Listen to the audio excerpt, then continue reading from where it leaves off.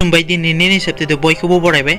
दिनैनि फार्स्ट सेप्तेटआनो जाहैबाय गोसो थोनाय सिख्लाजों हाबा जानो थाखाय सासे सेंग्राया क्वारेन्टाइन सेन्टारनिफ्राय खारखोमादों।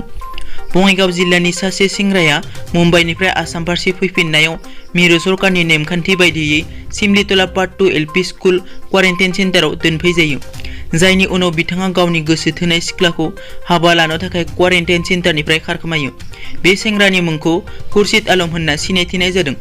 मिथिनाय बादिब्ला बिथाङा सुनिबारनि हराव क्वारेन्टाइन सेन्टारनिफ्राय खारखोमानानै अभयापुरी ओनसोल पारेसरनि थागिबि गावनि गोसो थोनाय सिख्लाजों दोनखारलांनो नागिरदोंमोन।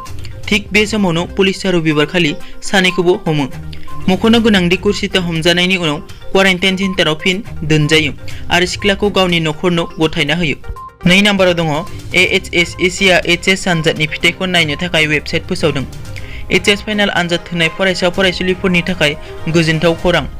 AHSE जों खुंजानाय देग्लायनि HS आनजादनि फिथाइखौ फैगौ 25 जुन खालारखालि फोसावगोन। बिनिनो मैया समबारखालि AHSEC आ आनजादनि फिथाइखौ नायनो थाखाय माखासे वेबसाइटफोरखौ फोसावबाय।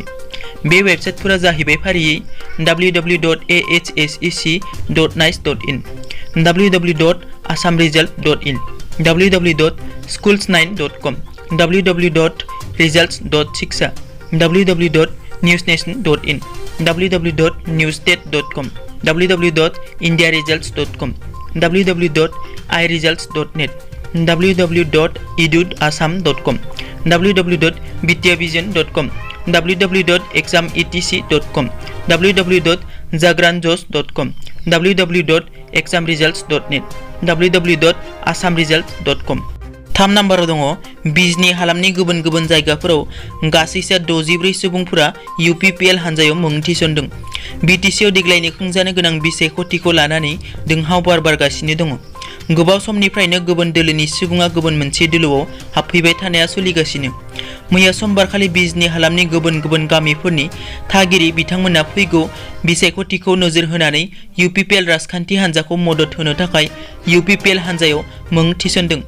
खौरांनि बादिब्ला पानबारि बरफाथार गामिनि गासै सा 50निबो बांसिन राजबंशिफोरा UPPL हानजायाव मुं थिसनो। मिथिनाय बादिब्ला गासै सा 64 सुबुंफोरा UPPL हानजायाव मुं थिसनो। मख'नो गोनांदि बिथांमोना मानास समस्तिनि UPPLनि बिजाथि सुरेश दैमारिखौ मदद होनो थाखाय ओंखारबोयो।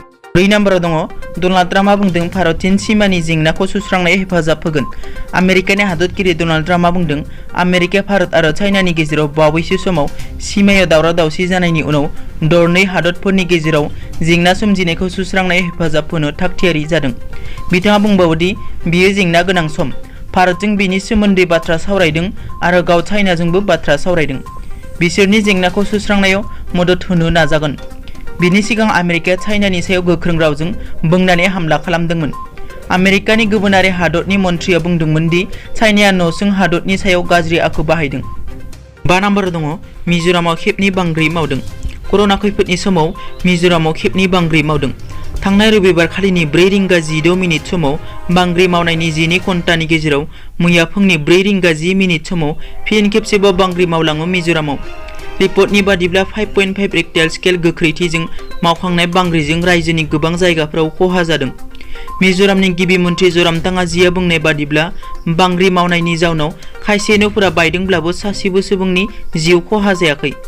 मख'नो गोनांदि बांग्रि मावनायनि उनाव हादरनि गाहाय मन्थ्रि आरो मिरुनि नखर मन्थ्रिया फननि गेजेरजों गिबि मन्थ्रि ज'रामथांगानाव जाथायनि खौरां लाहरो आरो हेफाजाबनि थाखाय खोथा होयो। दिनैनि सेप्तेटआ एसेनोसै। नोंथांमोना जुदि आंनि चेनेलखौ दासिमबो साबस्क्राइब खालामाखै, अन्नानै साबस्क्राइब खालाम। गोजोन्थों।